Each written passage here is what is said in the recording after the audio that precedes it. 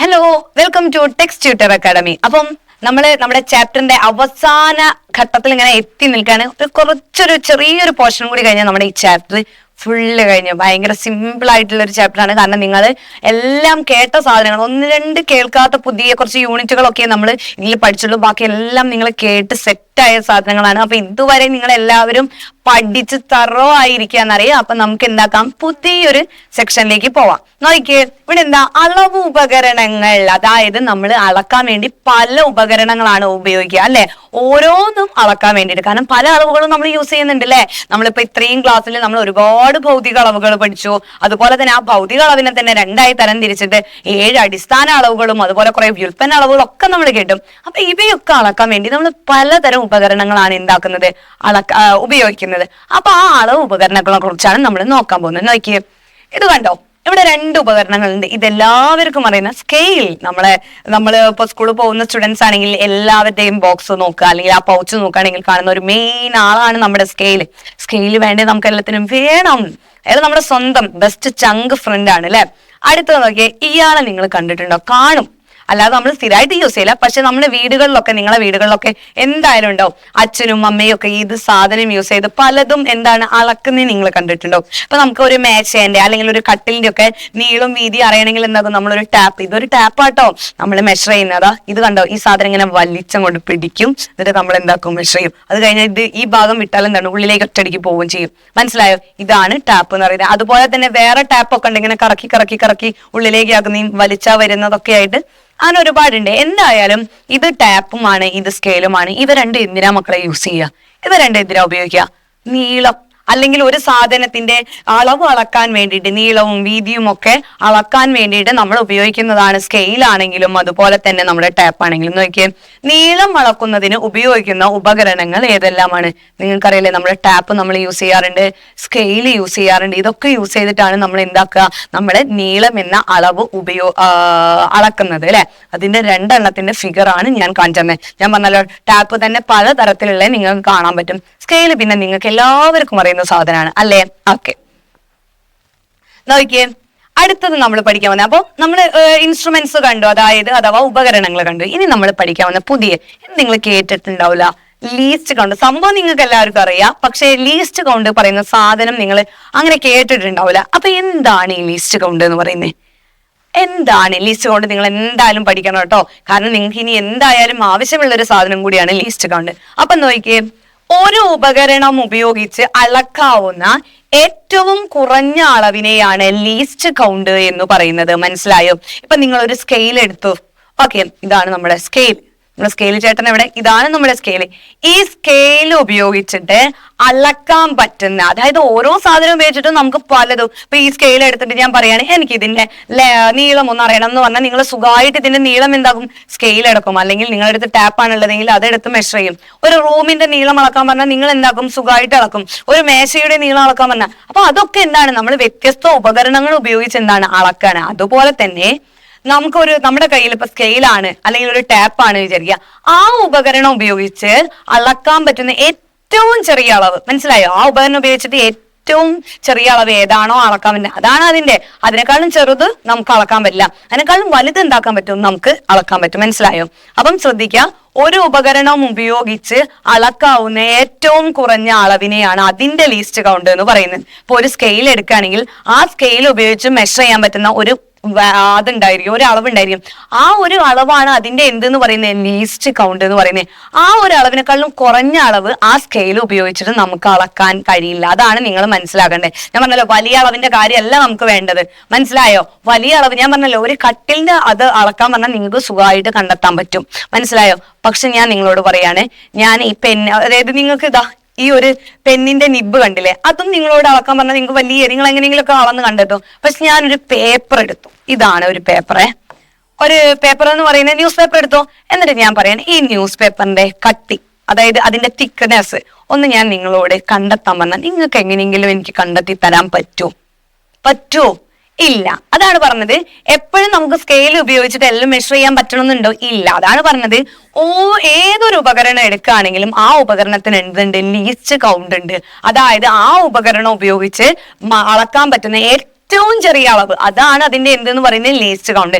അത് ഓരോ വസ്തുവിനും ഉണ്ടാവും കേട്ടോ. അതാ ഞാൻ പറഞ്ഞ ഒരു വസ്തു എടുത്തിട്ട് അതിന്റെ ലീസ്റ്റ് കൗണ്ട് കണ്ടെത്തിയാൽ അതിനേക്കാളും കുറഞ്ഞത് അത് ഉപയോഗിച്ചിട്ട് എന്താക്കാൻ പറ്റില്ല, കണ്ടെത്താൻ പറ്റൂല്ല. കാരണം അത് ഉപയോഗിച്ച് കണ്ടെത്താൻ പറ്റുന്ന ഏറ്റവും ചെറിയ അളവാണ് എന്തെന്ന് പറയുന്നത് അതിന്റെ ലീസ്റ്റ് കൗണ്ട്. അപ്പൊ ഒരു ഉപകരണം ഉപയോഗിച്ച് അളക്കാവുന്ന ഏറ്റവും കുറഞ്ഞ അളവാണ് അതിന്റെ ലീസ്റ്റ് കൗണ്ട്. അപ്പൊ എന്താണ് ഒരു സ്കെയിലിന്റെ ലീസ്റ്റ് കൗണ്ട് പറഞ്ഞാൽ ആ സ്കെയിൽ ഉപയോഗിച്ച് അളക്കാൻ പറ്റുന്ന ഏറ്റവും ചെറിയ, ഏറ്റവും വലിയ അളവല്ല. അതാണ് ഞാൻ പറഞ്ഞത്, വലിയ അളവ് നോക്കണ്ട, ഏറ്റവും ചെറിയ അളവാണ് എന്തെന്ന് പറയുന്നത് അതിന്റെ ലീസ്റ്റ് കൗണ്ട്. അപ്പൊ ഇവിടെ നമുക്ക് പഠിക്കാനുള്ളത് സ്കെയിലിന്റെ ആണ്. നോക്കിയേ, നാം ഉപയോഗിക്കുന്ന സാധാരണ സ്കെയിൽ, നമ്മൾ യൂസ് ചെയ്യുന്ന സ്കെയിലില്ലേ, അത് ചെറുതോ വലുതോ എന്താണെങ്കിലും പറ്റേ, ഏത് സ്കെയിലാണെങ്കിലും അതിന്റെ ലീസ്റ്റ് കൗണ്ട് എന്ന് പറയുന്നത് 0.1 സെന്റിമീറ്റർ ആയിരിക്കും. മനസ്സിലായോ? 1 സെന്റിമീറ്റർ അല്ല കേട്ടോ, 0.1 ഞാൻ പറഞ്ഞത്. മനസ്സിലായോ? 0.1 സെന്റിമീറ്റർ ആണ് നമ്മുടെ എന്തെന്ന് പറയുന്നത് സ്കെയിലിന്റെ ലീസ്റ്റ് കൗണ്ട്. അതായത് സ്കെയിൽ ഉപയോഗിച്ച് മെഷർ ചെയ്യാൻ, അളക്കാൻ പറ്റുന്ന ഏറ്റവും ചെറിയ അളവാണ് എന്തെന്ന് പറയുന്നത് അതിന്റെ ലീസ്റ്റ് കൗണ്ട്. അത് എത്രയാണ്? 0.1 സെന്റിമീറ്റർ. അതിനേക്കാളും താഴ്ന്നാൽ ഈ സ്കെയിൽ ഉപയോഗിച്ച് നിങ്ങൾക്ക് അളക്കാൻ പറ്റില്ല. അപ്പൊ ലീസ്റ്റ് കൗണ്ട് മനസ്സിലായോ? ഒരു സ്കെയിൽ ഉപയോഗിച്ച് അളക്കാൻ പറ്റുന്ന ഏറ്റവും ചെറിയ അളവാണ് എന്തെന്ന് പറയുന്നത് ആ ഒരു ഉപകരണത്തിന്റെ ലീസ്റ്റ് കൗണ്ട്. നമ്മുടെ സ്കെയിലിന്റെ ലീസ്റ്റ് കൗണ്ട് എത്രയാ? 0.1 സെന്റിമീറ്റർ. യൂണിറ്റ് എഴുതിക്കൊള്ളാം. 0.1 സെന്റിമീറ്റർ ആണ് ഈ ഒരു സ്കെയിലിന്റെ എന്ത് ലീസ്റ്റ് കൗണ്ട്. ഓക്കെ, ഇനി അടുത്ത നോക്കിയേ, സ്കെയിൽ ഉപയോഗിച്ച് പേപ്പറിന്റെ കനം കണ്ടെത്തുന്ന വിധം. പേപ്പറിന്റെ കനം ഞാൻ പറഞ്ഞു, ഒറ്റയടിക്ക് നിങ്ങൾക്ക് കണ്ടെത്താൻ പറ്റുമോ? ഇല്ല. അപ്പൊ നമ്മൾ എന്താക്കുക, ഇതാണ് നിങ്ങൾക്ക് ഒരു ബണ്ടിൽ പേപ്പർ തന്നു, എന്നിട്ട് അതിന്റെ കനം കണ്ടെത്തുന്ന വിധമാണ് പറയാവുന്നത്. നോക്കിയേ, പേപ്പർ കെട്ടിലെ പേപ്പറുകളുടെ എണ്ണം. നിങ്ങൾക്ക് ഒരു പേപ്പർ കെട്ട് തന്നിട്ടുണ്ടെങ്കിൽ ആദ്യം നിങ്ങൾ എന്താക്കണം, അതിൽ എത്ര പേപ്പർ ഉണ്ട് എന്ന് നിങ്ങൾ ആദ്യം എണ്ണി നോക്കണം. മനസ്സിലായോ? ഈ ഒരു പേപ്പർ അതായത് ബണ്ടിൽ തന്നാൽ ഇതിൽ എത്ര പേപ്പർ ഉണ്ട്, നിങ്ങൾ 1 2 3 4 നോക്കി നിങ്ങൾ എന്താക്കണം, ആദ്യം അളക്കണം. ഇപ്പൊ ഫോർ എക്സാമ്പിൾ ഇവിടെ ഒരു 100 പേപ്പറാണ് കിട്ടിയെന്ന് വിചാരിക്കുക. അത് കഴിഞ്ഞതിന് ശേഷം നിങ്ങൾ പേപ്പർ കെട്ടിന്റെ കനം ഒന്ന് അളന്നെടുക്കണം. മനസ്സിലായോ? പേപ്പർ കെട്ടിന്റെ ഈ ഒരു പേപ്പർ കെട്ടാണെങ്കിൽ അതിന്റെ തിക്നെസ്, അപ്പം മെഷർ ചെയ്ത് കണ്ടെത്തിയില്ലേ. ഇപ്പൊ ഇവിടെ ഒരു 10 വിചാരിച്ചോ, ഇത് മെഷർ ചെയ്ത് കണ്ടെത്തുന്ന കേട്ടോ. പേപ്പർ കെട്ടിന്റെ കനം കണ്ടെത്തി. അങ്ങനെയാണെങ്കിൽ ഒരു പേപ്പറിന്റെ കനം, ഇവിടെ എന്താ പറഞ്ഞത്, സ്കെയിൽ ഉപയോഗിച്ച് പേപ്പറിന്റെ കനം കണ്ടെത്തുന്ന വിധം. അതായത് ഒരു സ്കെയിൽ യൂസ് ചെയ്ത് ഒരു പേപ്പറിന്റെ കനം എങ്ങനെ കണ്ടെത്തുന്നാട്ടോ പറയുന്നത്. ഞാൻ നേരത്തെ പറഞ്ഞു നിങ്ങളോട്, ഒരു പേപ്പറിന്റെ കനം ചോദിച്ചാൽ നമുക്ക് അങ്ങനെ കണ്ടെത്താൻ പറ്റുമോ? ഇല്ല. സ്കെയിൽ യൂസ് ചെയ്ത് നിങ്ങൾക്ക് അളന്ന് എനിക്ക് പറഞ്ഞു തരാൻ പറ്റുമോ? ഇല്ല. അപ്പൊ ഇവിടെ ഒരു പേപ്പറിന്റെ കനം കണ്ടെത്തുന്ന വിധമാണ് പറഞ്ഞത്. നിങ്ങൾക്ക് ഒരു പേപ്പർ ബണ്ടിൽ തന്നിട്ടുണ്ടെങ്കിൽ അതിൽ ഒരു പേപ്പറിന്റെ കനം എങ്ങനെയാ കണ്ടെത്താം, അതിലെ ടോട്ടൽ നമ്പർ, പേപ്പറിന്റെ ടോട്ടൽ നമ്പർ നോക്കും. അത് കഴിഞ്ഞ് ആ ടോട്ടൽ പേപ്പർ കട്ടിന്റെ കനം നോക്കും. ഓക്കെ, അപ്പൊ എന്താണ്, ഒരു പേപ്പർ കെട്ടിന്റെ കനം കിട്ടിയ എങ്ങനെയാണ്, അതായത് ഇവിടെ കിട്ടിയ കനം, ടോട്ടൽ കനം ഡിവൈഡഡ് ബൈ ടോട്ടൽ എണ്ണം ചെയ്താൽ. ഇപ്പൊ ഇവിടെ 10 ആണെങ്കിൽ 10 ഡിവൈഡഡ് ബൈ 100 ചെയ്താൽ എന്ത് കിട്ടും? എനിക്ക് 0.1 കിട്ടും. അപ്പൊ 0.1 ആണ് ഒരു പേപ്പർ കെട്ടിന്റെ കനം എന്ന് പറയുന്നത്. അപ്പൊ മനസ്സിലായോ? സ്കെയിൽ ഉപയോഗിച്ചിട്ട് നമ്മൾ ഒരു പേപ്പറിന്റെ കനം കണ്ടെത്തുന്ന വിധമാണ് പറഞ്ഞത്. മനസ്സിലായല്ലോ? അപ്പൊ ടോട്ടൽ എത്ര, ഒരു ബണ്ടിൽ തന്ന ഒരു പേപ്പറിന്റെ കനം നമുക്ക് എടുത്തിട്ട് നമുക്ക് മെഷർ ചെയ്യാൻ പറ്റൂല. മനസ്സിലായോ? അപ്പൊ നമ്മൾ എന്താക്കും, അതിൽ ആ കെട്ടിൽ എത്ര പേപ്പർ ഉണ്ട് നോക്കും, എന്നിട്ട് അതിന്റെ തിക്നെസ്, കനം എന്താക്കും, നമ്മൾ സ്കെയിൽ യൂസ് ചെയ്തിട്ട് മെഷർ ചെയ്യും. അത് കഴിഞ്ഞിട്ട് എന്താണ്, ഒരു പേപ്പറിന്റെ കനം എങ്ങനെ കണ്ടെത്തും, ടോട്ടൽ കനം ഡിവൈഡഡ് ബൈ ആ പേപ്പർ ബണ്ടിലെ എണ്ണം ചെയ്താൽ നമുക്ക് അതിന്റെ എന്ത് കിട്ടും, ആ ഒരു പേപ്പറിന്റെ കനം കിട്ടും. ആ ഒരു രീതിയാണ് തന്നത്. ഇത് ഞാൻ പറഞ്ഞില്ല, ഞാൻ ഇഷ്ടമുള്ള എടുത്തതാ കേട്ടോ.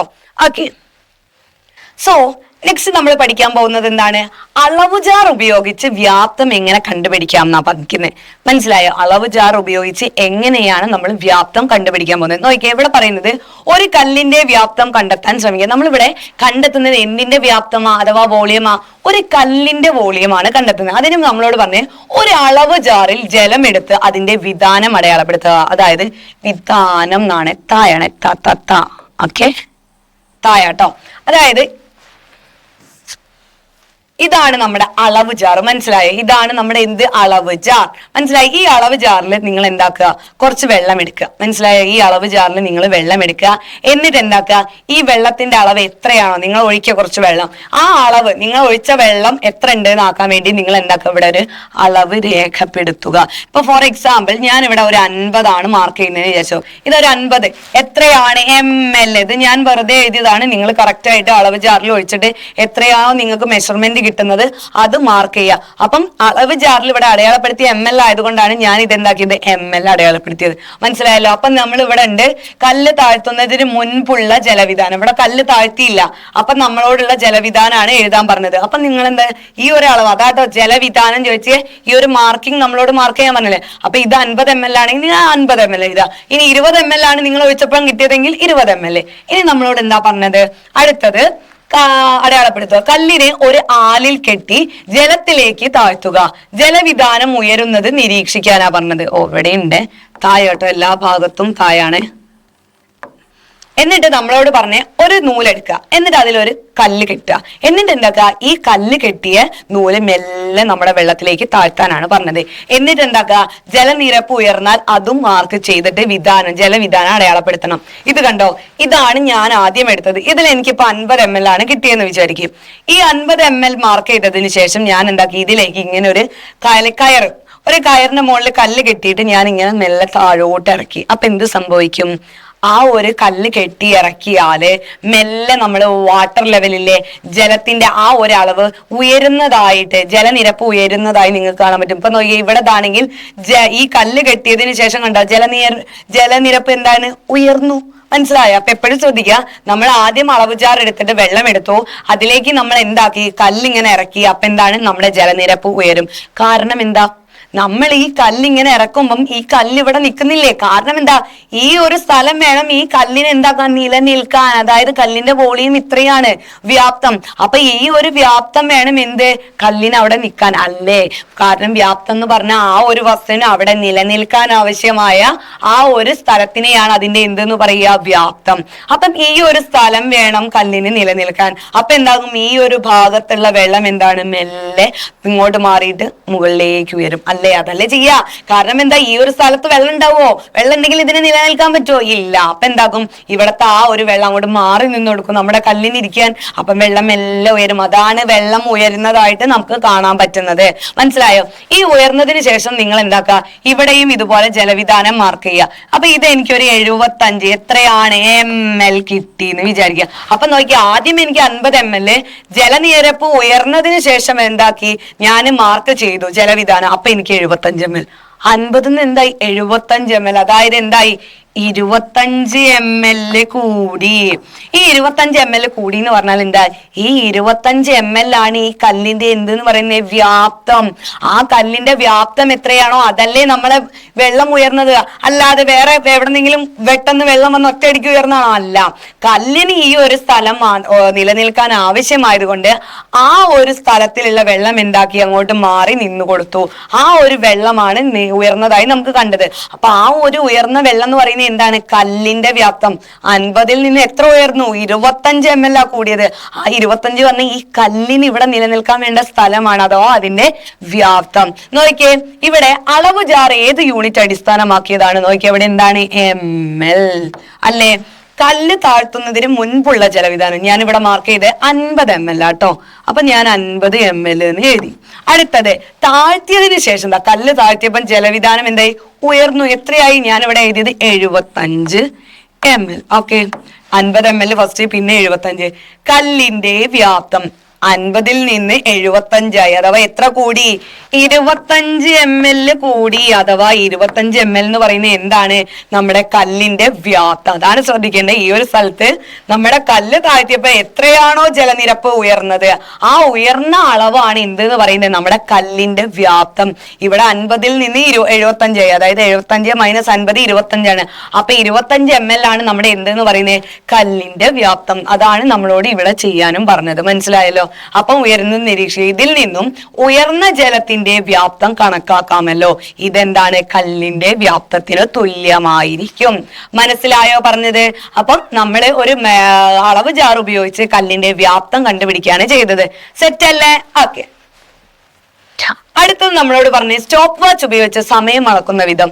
ഇത് നമുക്കറിയാം, കാരണം നമ്മള് ആദ്യം ഈ ചാപ്റ്റർ തുടങ്ങിയപ്പോൾ നമ്മൾ ഒരു ഫിഗർ കണ്ടു. എന്താണ്, ഒരു കുട്ടി എന്താണ് ഒരു ട്രാക്കിലൂടെ അങ്ങനെ ഓടുമ്പോൾ നമ്മുടെ സ്പോർട്സ് മാഷ് എന്താണ് കയ്യിൽ ഒരു സാധനം പിടിച്ച് ഒരു സ്റ്റോപ്പ് വാച്ച് പിടിച്ചിട്ട് എന്താണ് ഇങ്ങനെ കാൽക്കുലേറ്റ് ചെയ്യുക, ആ കുട്ടി എത്ര ടൈം കൊണ്ടാണ് ആ എൻഡ് പോയിന്റിൽ എത്തിയത്. അപ്പൊ നമുക്ക് കറക്റ്റ് മനസ്സിലാവും, ഓ ഇവൻ ഇത്രയും സമയം കൊണ്ട് ഇത്രയും കവർ ചെയ്തു എന്ന് പറയൂലേ. നമ്മളിപ്പോ ഉസൈൻ ബോൾട്ടിന്റെ ഒക്കെ കാര്യം പറയും, ഓ ഇത്ര സെക്കൻഡ് ആണ് എന്താക്കിയത്, ഇത്രയും വലിയൊരു ദൂരം കവർ ചെയ്തത് എന്നൊക്കെ നമ്മൾ പറയാറില്ലേ. അത് തന്നെ, അതാണ് പറഞ്ഞത്. നമ്മുടെ ഈ സ്റ്റോപ്പ് വാച്ച് എന്ന് പറയുന്ന സംഭവം എന്തിനു വേണ്ടിയിട്ടാ? സ്റ്റോപ്പ് വാച്ച് ഒരു സമയ ഇടവേള, സമയ ഇടവേള നിർണ്ണയിക്കാൻ ഉപയോഗിക്കുന്നു. സ്റ്റോപ്പ് വാച്ച് എന്ന് പറഞ്ഞാൽ എന്താണ്? ഒരു സമയത്തിന്റെ ഇടവേള, ടൈം ഇന്റർവെല് കണ്ടെത്താനാണ്. അതാണ് ഞാൻ പറഞ്ഞത്, ഒരാള് ഒരു ട്രാക്കിലൂടെ ഓടിയിട്ട് എൻഡ് പോയിന്റിൽ എത്തിക്കഴിഞ്ഞാൽ നമുക്ക് എന്ത് കണ്ടെത്താൻ പറ്റും? അയാൾ എത്ര സമയം കൊണ്ടാണ് ആ ഒരു നിശ്ചിത ദൂരം ഓടി തീർത്തത് എന്ന് കണ്ടെത്താൻ കഴിയും. അതിന് വേണ്ടിയിട്ട് നമ്മൾ ഉപയോഗിക്കുന്നതാണ് നമ്മുടെ സ്റ്റോപ്പ് വാച്ച് എന്ന് പറയുന്നത്. മനസ്സിലായല്ലോ? അപ്പൊ നമ്മൾ ഓടുമ്പോൾ തന്നെ ഒരു സാധനം, ഒരു സ്റ്റോപ്പ് വാച്ചിൽ എന്താണ്, എന്തെങ്കിലും ഉണ്ട്, സ്റ്റോപ്പ് വാച്ച് ഉണ്ട്. അതുപോലെ നമ്മൾ ചിലപ്പോൾ ടൈമർ ആയിട്ട് നമ്മുടെ മൊബൈൽ ഒക്കെ യൂസ് ചെയ്യാറുണ്ട്. അപ്പൊ നമ്മൾ സ്റ്റാർട്ട് ചെയ്യുമ്പോൾ ഓൺ ചെയ്യും, അത് എൻഡിലെത്തി നമ്മൾ എന്താക്കും, ഓഫ് ചെയ്യും. അപ്പൊ നമുക്ക് ഇത്ര സെക്കൻഡ് കൊണ്ട് കവർ ആയി, അല്ലെങ്കിൽ ഇത്ര മിനിറ്റ് എടുത്തു നോക്കുമ്പോൾ നമുക്ക് പറയാൻ പറ്റും. അപ്പൊ സ്റ്റോപ്പ് വാച്ച് എന്തിനാണ്? സ്റ്റോപ്പ് വാച്ച് ഒരു സമയ ഇടവേള നിർണ്ണയിക്കാൻ ഉപയോഗിക്കുന്നതാണ്.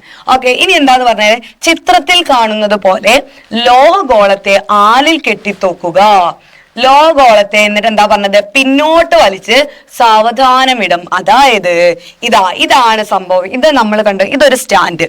ഈ സ്റ്റാൻഡിന്റെ ഇവിടെ ഒരു ത്രെഡ് എടുക്കുക, ഒരു നൂലെടുത്തിട്ട് അതിന്റെ ഈ ഒരു എൻഡിലില്ലേ ഒരു മെറ്റൽ ഗോളം, മനസ്സിലായത്? പ്ലാസ്റ്റിക് ഒന്നല്ല, ഒരു മെറ്റലിന്റെ ചെറിയൊരു ഗോളം എടുത്തിട്ട് ഇങ്ങനെ ഞാൻ ഇവിടെ തൂക്കിയിട്ടു. അതാണ് ഈ ഒരു ഫിഗർ. അതാണ് നമ്മളോട് പറഞ്ഞത്. ഒരു സ്റ്റാൻഡ് എടുത്തു, ആ സ്റ്റാൻഡിന്റെ ഈ ഒരു ഭാഗത്ത് എന്താണ്, ഈ ഒരു ഭാഗത്താണ് ഈ ഗോളം കെട്ടി തൂക്കിയ ത്രെഡ് എന്താണ് ഇവിടെ ഫിറ്റ് ചെയ്യുന്നത്. മനസ്സിലായോ? ഈ ഒരു അറേഞ്ച്മെന്റ് ഇല്ലേ, ഇതിനെ പറയുന്നതാണ് മക്കളെ. അതന്നെയാ അവിടെ. ഇതിനെന്താക്കി ഒന്ന് ഇങ്ങോട്ട് വലിച്ചു എന്ന് മാത്രമേ ഉള്ളൂ, വേറെ വ്യത്യാസമൊന്നുമില്ല. രണ്ടും സെയിം ആളുകള്. ഇങ്ങനെ ഈ ഒരു സാധനത്തിനെ പറയുന്ന പേരാണ് സിമ്പിൾ പെൻഡുലം എന്ന് പറയുന്നത്. മനസ്സിലായല്ലോ? സിമ്പിൾ പെൻഡുലം ആണ് ഞാൻ ഈ ഫിഗറിൽ കാണിച്ചത്. ഇനി നമ്മളോട് പറഞ്ഞത് ലോഹഗോളത്തെ, നമ്മളിപ്പോ ഈ പറഞ്ഞ സാധനല്ലേ, ഈ ഒരു സാധനത്തിന് നമ്മളോട് കുറച്ച് പിന്നോട്ട് വലിക്കാനാണ് പറഞ്ഞത്. എന്നിട്ട് നോക്കിയേ, ലോഹഗോളത്തെ ഇങ്ങോട്ട് വലിച്ചിട്ട് സാവധാനം വിടുക, ചലനം നിരീക്ഷിക്കുക. ഇത്തരത്തിലുള്ള 10 ദോലനത്തിന് എടുക്കുന്ന സമയം ഒരു സ്റ്റോപ്പ് വാച്ച് ഉപയോഗിച്ച് കണ്ടെത്തി രേഖപ്പെടുത്താനാണ് പറഞ്ഞത്.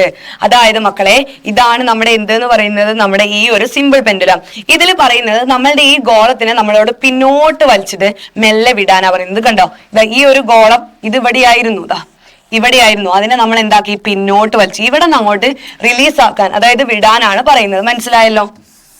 അപ്പം ഇതാണ് എന്റെ എന്തെന്ന് പറയുന്നത്, ഈ ഒരു ത്രെഡ്. ഇതിന്റെ ഇടയിൽ ബോബ് ഉണ്ട് എന്ന് വിചാരിക്കും. ഇതിനെ ഞാൻ ബാക്കോട്ട് വലിച്ചു അങ്ങനെ വെച്ചതാണ്. ഇനി എന്താക്കും, ഞാൻ മെല്ലെ ഇതിനങ്ങോട്ട് വിടും. അപ്പൊ എന്താക്കും, ഇവിടെ നിന്ന് ഇങ്ങനെ അങ്ങോട്ട് പോയിട്ട് അത് ഇങ്ങോട്ട് തിരിച്ചു വരും. പിന്നെ ഇവിടെ നിന്ന് അങ്ങോട്ട് പോവും, തിരിച്ചു വരും, അങ്ങോട്ട് പോവും, തിരിച്ചു വരും. ഇങ്ങനെ അത് എന്ത് ചെയ്യാൻ തുടങ്ങും, അങ്ങോട്ടും ഇങ്ങോട്ടും ഇങ്ങനെ ആടാൻ തുടങ്ങും.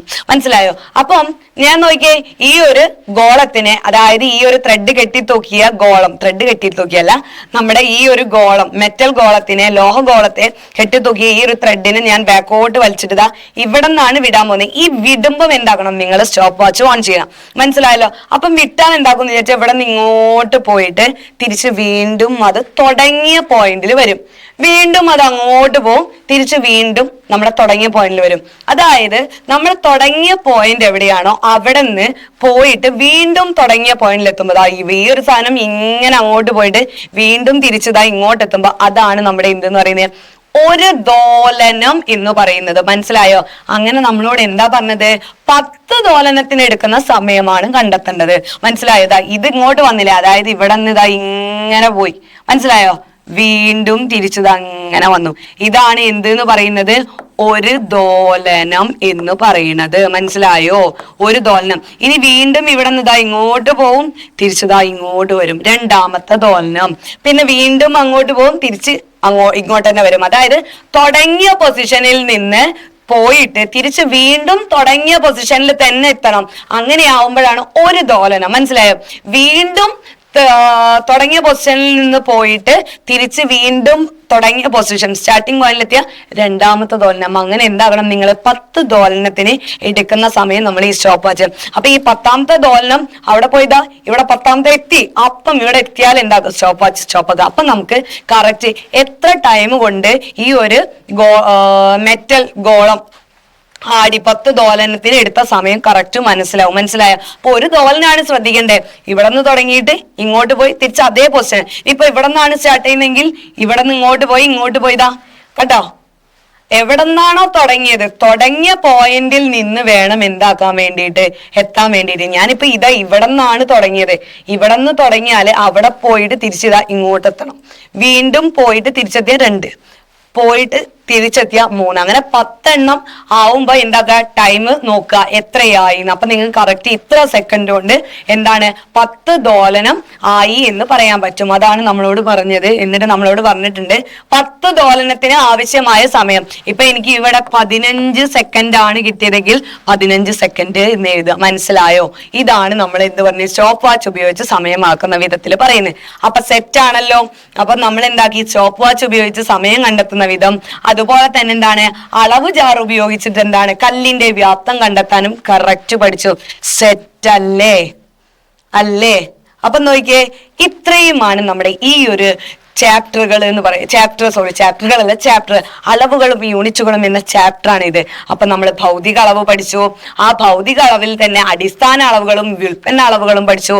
അതിന്റെ യൂണിറ്റ് എഴുതുമ്പോഴുള്ള നിയമങ്ങള്, പിന്നെന്താണ് നീളത്തിന്റെ യൂണിറ്റ്, മാസിന്റെ യൂണിറ്റ് പഠിച്ചു. പിന്നെ നമ്മൾ എന്താണ് സമയത്തിന്റെ യൂണിറ്റ്, അതുപോലെ തന്നെ പിന്നെന്താ നമ്മൾ പഠിച്ച അടിസ്ഥാന യൂണിറ്റുകൾ ഏതൊക്കെയാന്ന് പഠിച്ചു. പിന്നെന്താണ് വ്യാപ്തം എന്താന്ന് പഠിച്ചു. പിന്നെ വ്യാപ്തത്തിന്റെ യൂണിറ്റ്, സാന്ദ്രത. പിന്നെ അവസാനം നമ്മൾ എന്താക്കി, ഒരു സിമ്പിൾ പെൻഡുലം, അതിൽ നിന്ന് സ്റ്റോപ്പ് വാച്ച് ഉപയോഗിച്ച് 10 ദോലനത്തിന് എടുക്കുന്ന സമയം കണ്ടെത്തി. പിന്നെ അളവ് ജാർ ഉപയോഗിച്ച് കല്ലിന്റെ വ്യാപ്തവും കണ്ടെത്തുന്ന ഇതൊക്കെ നമ്മൾ പഠിച്ചു. അപ്പം ഈ ചാപ്റ്റർ ഉറപ്പാണ് നിങ്ങൾ സെറ്റ് ആണെന്ന് എനിക്കറിയാം.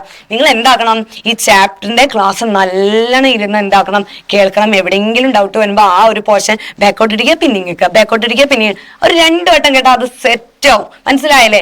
നമ്മുടെ ആ യൂണിറ്റ്, ഒരു യൂണിറ്റിൽ നിന്ന് മറ്റേ യൂണിറ്റിലേക്ക് കൺവേർട്ട് ചെയ്യുന്നതൊക്കെ നിങ്ങൾ കറക്റ്റ് പഠിച്ചോളണം. എപ്പം ചോദിച്ചാലും നിങ്ങൾ ടപ്പേന്ന് പറഞ്ഞ ആൻസർ പറയണം. സെറ്റ് ആയില്ലേ? ഓക്കെ. അപ്പൊ നിങ്ങൾ നല്ല പഠിച്ച് നല്ല മക്കളായി വരണം. കാരണം നമുക്ക് സെക്കൻഡ് ചാപ്റ്ററും ഇതുപോലെ സെറ്റായി പഠിക്കാനുള്ളതാണ്. അപ്പൊ നിങ്ങൾ പഠിച്ചാൽ മാത്രമേ സെക്കൻഡ് ചാപ്റ്റർ തുടങ്ങുള്ളൂ കേട്ടോ. ഫസ്റ്റ് ചാപ്റ്റർ പഠിച്ചാൽ മാത്രം നമുക്ക് എന്താക്കാം, സെക്കൻഡ് ചാപ്റ്റർ തുടങ്ങും. ഓക്കെ. അപ്പൊ എല്ലാവരും പഠിച്ച് നല്ല മക്കളാവുക. എല്ലാവർക്കും thank you and bye. Okay.